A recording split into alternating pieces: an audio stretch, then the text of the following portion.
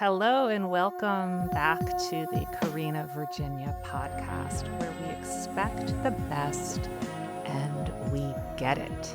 Today is a solo podcast with me, Karena, and I will be sharing more podcasts, sometimes solo, sometimes with guests, sometimes with experts, sometimes with friends, sometimes with family members. We've got a long, beautiful, fun, joyful storytelling and intimate relationship and journey together. And we're just beginning. I have so much that I want to share with you and so many incredible people that I'm so excited to bring to you. I've already scheduled a few of them, and wow, you're going to be blown away. So today we're going to be talking about the law of attraction.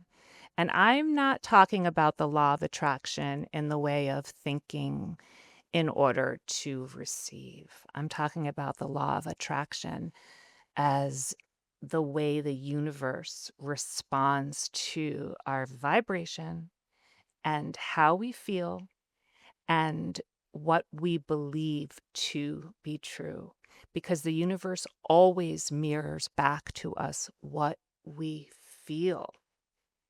So it is guaranteed that our dreams will come to fruition if we can fulfill the feeling in our body and reverberate it out into our energy field.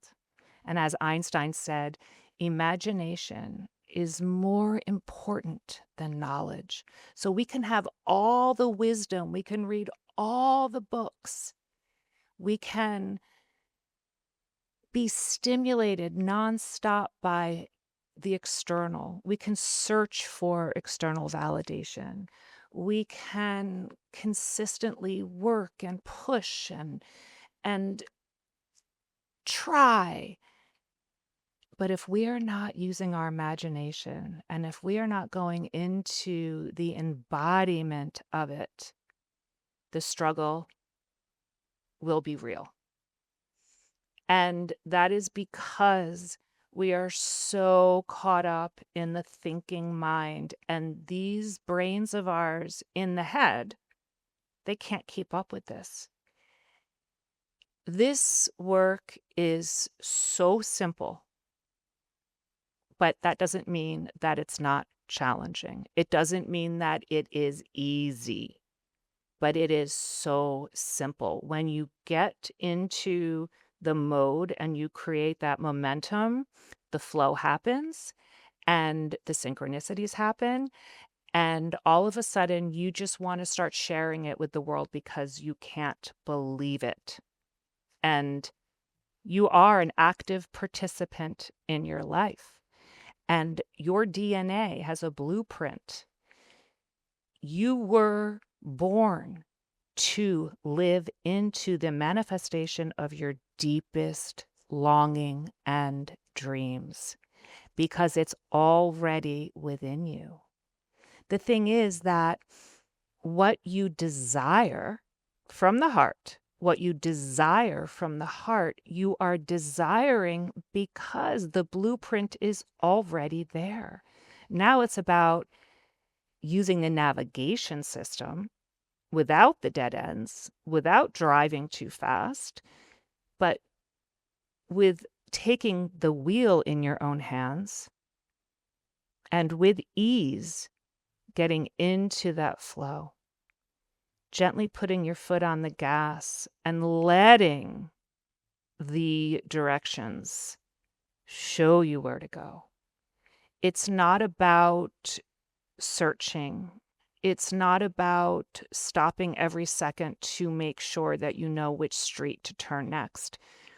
It's about trusting that that computer, per se, is within us. That hard drive is there. And when we clear the subconscious beliefs that hold us back from that hard drive, and we bring in self-love, and we bring in a lot of the different things that we'll be talking about to get into this elevated frequency, the flow just happens.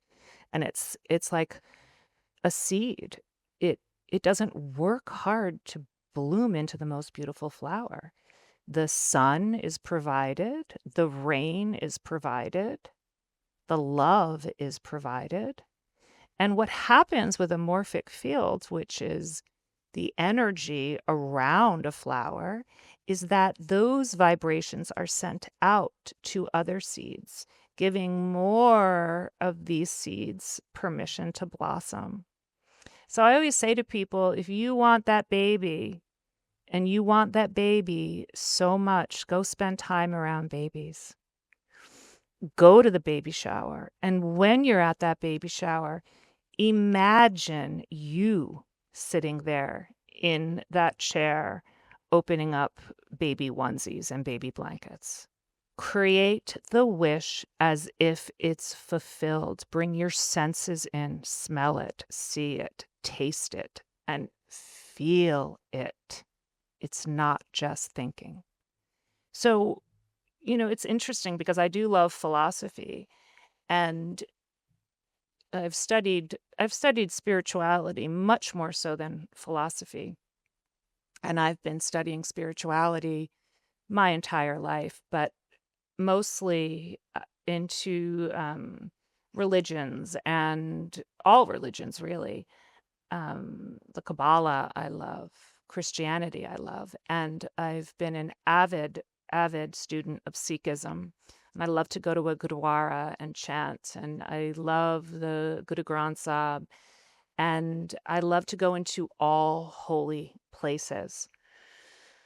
The vibration there is so beautiful. And in philosophy, I do love the more poetic of the ancient philosophers, or they weren't so ancient, but in the 1600s, the famous quote, "I think, therefore I am," the famous phrase in philosophy, was so noted. And I have my own feeling on this, and I'm sure that those of you that are listening that are really into philosophy will disagree, but that's okay. That's what makes this so fun, because again, this is my own personal belief on this.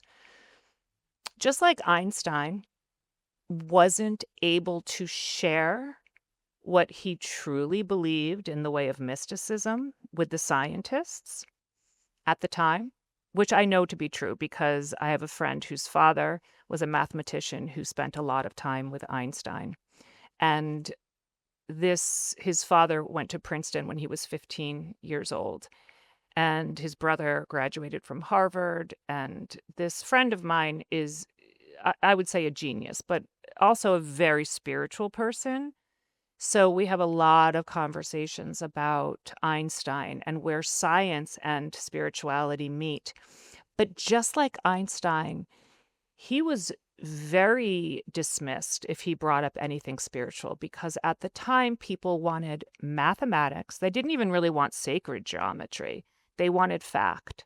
And he was a scientist, and to bring anything spiritual into that arena was looked down upon. So he held back, but a lot of the writings that have been found since he passed away really show that he understood the law of spirituality and of the law of quantum physics, where it links with quantum leaps and where it links with the law of attraction.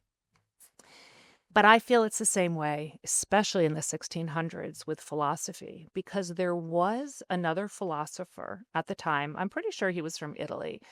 And when I think, therefore I am, and this is just something I had researched. So this is that you can even look this up. You can Google it. When I think, and you can find the philosopher's name because I can't remember it. The one who said, "No, it's not I think, therefore I am. It is I feel, therefore I am." And when I found that, I went, exactly. if you read some of the great writers on uh, manifestation, like Neville, um, he said you have to feel the fulfillment of the wish fulfilled. You have to feel it. And anyway, this possibly Italian philosopher at the time that said, no, it's not I think, therefore I am, it's I feel, therefore I am, he was dismissed. And I think it's because it was just way too esoteric for people to actually go into that place of feeling. And also, who wants to feel? I mean, look at us today in this day and age. We are constantly looking for dopamine fixes. We don't want to feel. We're addicted to screens. We're addicted to the things that are known to be addictive, like alcohol and sugar and food, but we're also addicted to really bizarre things like maybe disassociating by organizing things, or maybe I know someone who buys and then returns, buys, then returns. And it's like her way of consistently feeling like she is fulfilling her day, but it's a way of not being present. So who wants to feel? And that goes back for many, many, many generations. So that's just my own personal observation of it, because I do believe strongly that we do need to feel the wish fulfilled for it to manifest. And science is showing us this in so many ways. So in 2016, um, actually in 2015, the Essential Kundalini Yoga, which is a book that was published by Sounds True and that I wrote with a friend of mine who's the co-writer. It was actually released in 2017. But in 2015 and 16, it took us a really long time to write this book because we were doing a lot of research, and we wanted it to really be accessible at the same time. When it was released and when we were doing the research, it was so hard to find any scientific proof for any of these things I'm talking about, including even quantum physics and the law of attraction and spirituality. And where is the proof? And there weren't studies out on generational trauma yet, and there weren't a lot of the studies on how therapeutic things like EMDR work, because even though there were therapists using some of these modalities, which actually do come from Kundalini Yoga, believe it or not, um, they come from practices that were practiced and studied for many years in India. This control of the optic nerve through the eye movement, the control with sound, a lot of these mainstream modalities were very esoteric, even back in the 2015. And now they're there and there's proof. And the reason I know this is because a friend of mine has a husband who is a Jungian analyst, and he also does a lot of work bringing science and spirituality together. And he was hired by Citizen Watch, which merged with NASA. I'm not exaggerating when I say this, NASA and IBM. And he had met me one weekend when we had a girls' weekend, because this is a college friend of mine. And he and I spoke for hours and hours and hours. And he had a conversation with NASA, and he said, I know this woman who I think could really help with this new watch. She can bring up the science of how we can use breathing exercises and how we can heal ourselves through yoga without using the word yoga. And I think you should meet her. So he told me, and I said, great. Got on a Zoom call with them, and it was like we were speaking different languages, but somehow they trusted me and they hired me. And it was a lot of work, but I created power fixes for this Citizens Watch. So in the watch said you need to rest. You go to the app and it tells you what you can do to rest. And a lot of them are based on deep breathing, or legs up the wall, or some yoga things that are not, again, called yoga.